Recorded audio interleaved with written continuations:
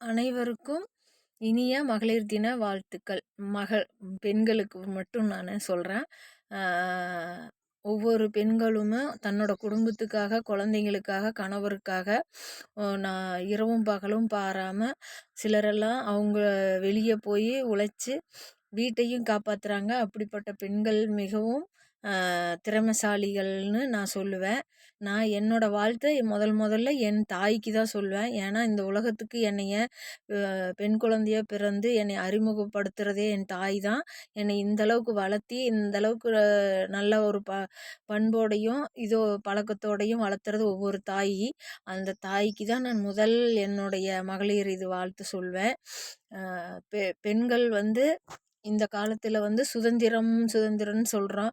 ஆனால் இன்னும் என்னை பொறுத்தளவுக்கு பெண்களுக்கு சுதந்திரம் கிடைக்கலன்னு தான் சொல்லுவேன். ஏன்னா பெண்கள் எப்போ சுதந்திரமாக வெளியே போகிறாங்களோ, இரவு 12 1 மணி ஆனாலும் தனியாக போயிட்டு தனியாக ஒரு வேலை விஷயமா போனாலும் வெளியே வீட்டுக்கு வர்றாங்களோ அப்போ தான் பெண்களுக்கு சுதந்திரம்னு நான் சொல்வேன். ஆனால் மகளிர் தினத்தன்னைக்கு ஏன் இதை சொல்கிறேன் அப்படின்னா, பெண்களுக்கு தாங்க முதல் உரிமை முதல் இதுன்னு சொல்லி இது பண்ணுவோம்.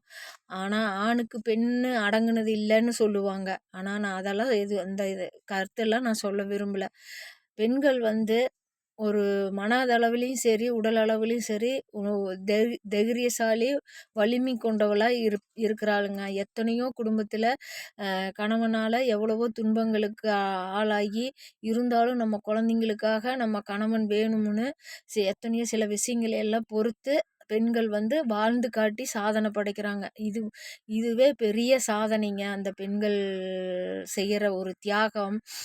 இந்த காலத்தில் பெண்களெல்லாம் படிச்சுட்டு சின்ன சின்ன விஷயத்துக்கு கூட கோவப்பட்டுக்கிட்டு சின்ன சின்ன விஷயத்துக்கெல்லாம் எமோஷனல் ஆகிறாங்க. நான் எடுக்கிற முடிவு தவறாக வாழ்க்கையில் பண்ணுறாங்க.